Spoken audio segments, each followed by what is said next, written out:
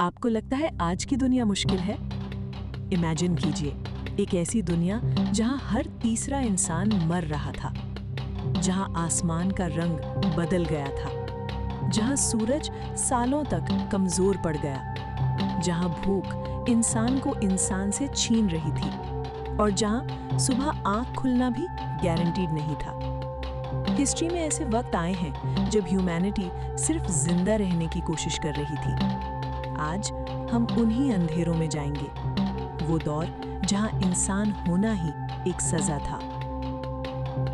ये है human history के वो दौर जहां पैदा होना शायद मौत का दूसरा नाम था। सबसे पहले सोचिए एक ऐसी दुनिया जहां सूरज कमजोर हो चुका है, हवा जम चुकी है, जमीन बर्फ में दब चुकी है। ये था आइस एज।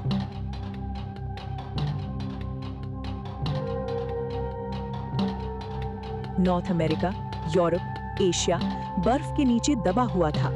कई जगह 2 माइल मोटी आइस शीट्स, टेम्परेचर इतना कम कि सांस लेना भी दर्द देता था। आपका घर किसी मैमथ की हड्डियों से बना एक शेल्टर या कोई अंधेरी गुफा, कपड़े जानवरों की खाल और खाना, उसके लिए आपको मौत के सामने जाना पड़ता था। इंसान 6 टन के मैमथ का शिकार करता था, एक भाला और सामने पहाड़ जैसा जानवर। गलती का मतलब था सीधी मौत, और अगर शिकार मिल भी जाए तो भी गारंटी नहीं थी कि आप अगला महीना देख पाएंगे। एक छोटा इन्फेक्शन, एक जख्म, एक बुखार और कहानी खत्म। ना हॉस्पिटल्स, ना एंटीबायोटिक्स, ना डॉक्टर्स, सिर्फ अंधेरा, ठंड और जिंदा रहना। लेकिन फिर इंसान ने एक और एक्सपेरिमेंट किया। उसने भागना बंद कर दिया और एक जगह रुक गया। ये था एग्रीकल्चर का जन्म। शुरू में ये आइडिया ब्रिलियंट लगा। शिकार के पीछे भागने की जरूरत नहीं, खाना उगाइए, घर बनाइए, गांव बसाइए। लेकिन इंसान को नहीं पता था कि उसने एक नई प्रॉब्लम को जन्म दे दिया है। अब लोग एक दूसरे के करीब रहते थे और पहली बार बीमारियां तेजी से फैलने लगी। पहले एक ट्राइब में कोई बीमार होता था तो जंगल उसे अलग कर देता था। अब एक आदमी बीमार हुआ, पूरा गांव मरने लगा। डाइट भी खराब हो गई, सिर्फ वीट, सिर्फ ग्रेन्स। बॉडीज कमजोर होने लगी, दांत टूटने लगे, बच्चे कमजोर पैदा होने लगे। और अगर 1 साल बारिश न हुई तो पूरी सिविलाइजेशन भूख से मर सकती थी। लेकिन जो आगे आया वो भूख से भी ज्यादा खौफनाक था। 13th century. दूर आसमान में धूल का एक बादल उठता दिखता है और लोग समझ जाते थे मंगोल्स आ गए हैं। मंगोल आर्मी बिजली की तरह चलती थी, तेज, बेरहम और ऑर्गेनाइज्ड। उनके घोड़े, उनके तीर, उनका डिसिप्लिन, सब कुछ टेरिफाइंग था। अगर उन्होंने किसी शहर को टारगेट कर लिया तो अक्सर सिर्फ 2 चीजें बचती थीं, खामोशी और लाशें। हिस्टोरियंस के मुताबिक करोड़ों लोग मारे गए, एंटायर सिटीज हिस्ट्री से मिटा दिए गए।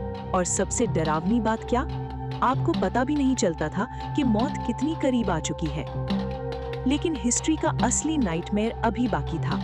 1347, यूरोप। बंदरगाहों पर जहाज रुकते हैं और उनके साथ आती है मौत, द ब्लैक डेथ। एक प्लेग जो इतनी तेजी से फैली कि लोगों को समझने का वक्त भी नहीं मिला। बुखार, खून, सूजे हुए ग्लैंड्स और फिर मौत। पूरे गांव खाली हो गए। चर्च बेल्स रोज बजती थीं, कब्रों की जगह कम पड़ गई। डॉक्टर्स अजीब बर्ड मास्क्स पहनकर घूमते थे क्योंकि उन्हें लगता था फूलों की स्मेल बीमारी रोक देगी। लेकिन कुछ नहीं रुका। एक अंदाजे के मुताबिक यूरोप की आधी पॉपुलेशन खत्म हो गई। सोचिए, हर तीसरा इंसान गायब। लेकिन अगर आपको लगता है कि ह्यूमन हिस्ट्री का सबसे बुरा वक्त यही था, तो नहीं, क्योंकि अब हम उस लम्हे में जा रहे हैं जब ह्यूमैनिटी ऑलमोस्ट खत्म हो गई थी। 74,000 ईयर्स पहले इंडोनेशिया, एक सुपर वॉल्केनो जिसका नाम था टोबा, और फिर वो फटा। इतना बड़ा इरप्शन कि आसमान अंधेरा हो गया, राख पूरी दुनिया में फैल गई, सूरज की रोशनी सालों तक कमजोर पड़ गई, टेम्परेचर गिर गया, पेड़ मरने लगे, जानवर खत्म होने लगे, नदियां सूखने लगी और इंसान बस जिंदा रहने की कोशिश कर रहा था। कुछ साइंटिस्ट्स कहते हैं कि एक वक्त पर पूरी दुनिया में सिर्फ कुछ हजार ह्यूमंस बचे थे। बस कुछ हजार, मतलब ह्यूमैनिटी एक धागे पर लटक रही थी। No cities, no farms, no safety, सिर्फ अंधेरा, भूख और डर। और फिर भी कुछ लोग जिंदा रहे, उन्होंने हार नहीं मानी। और इसीलिए आप आज यहाँ हैं। आपके अंदर उन सब लोगों का खून दौड़ रहा है जो इम्पॉसिबल वक्त में भी जिंदा रहे, जिन्होंने बर्फ देखी, भूख देखी, जंग देखी, प्लेग देखा, अंधेरा देखा, लेकिन फिर भी अगला दिन देखा। शायद इसीलिए इंसान इतना अजीब है, टूटता भी है, डरता भी है, गिर भी जाता है, लेकिन रुकता नहीं। और शायद ह्यूमन हिस्ट्री का सबसे बड़ा लेसन भी यही है कि सिविलाइजेशन सिर्फ बिल्डिंग से नहीं बनती, वो बनती है उन लोगों से जो हार मानने से इनकार कर देते हैं। अगर आपको ये वीडियो पसंद आई हो तो लाइक करें, कमेंट करें और शीबा फाइल्स को सब्सक्राइब करना ना भूलें। आपका सपोर्ट ही हमें ऐसी और हिडन स्टोरीज लाने के लिए मोटिवेट करता है। Thanks for watching. मिलते हैं नेक्स्ट वीडियो में।